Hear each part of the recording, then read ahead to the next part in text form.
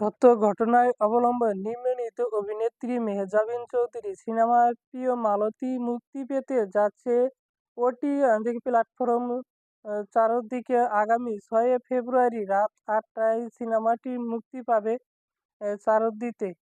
এর আগে সিনেমার বড় পর্দায় দেখেছেন দর্শকরা। প্রিয় মালতীর গল্পকার ও চিত্রনাট্যের সম্পাদক দাস সম্পাদক জানান, সিনেমা মালতীর চরিত্রটির সংগ্রামের সামাজিক ও অর্থনৈতিক মানসিক সংগ্রামের মধ্য দিয়ে যে হয় চিত্রটিকে।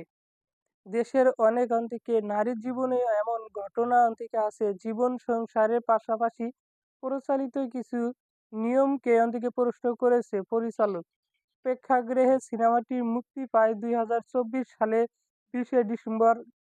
এই সিনেমার মাধ্যমে বড় পর্দার অভিনীত হন মেহজাবিন পরিচালিত এই দর্শন থেকে এর মাধ্যমে আত্মপ্রকাশ করেন সিনেমার নির্মাতা হিসাবে। প্রিয় মালতীর মূলত যাবতীয় জীবনের গল্প এই সিনেমায় নিত্য মধ্যবিত্ত লোডবন্দ নারী চরিত্রে অভিনয় করেছেন মেহজাবিন চৌধুরী। সিনেমা তার নাম মালতী রানী দাস। পলাশ কুমার দাসের সঙ্গে জীবনের নতুন অধ্যায়।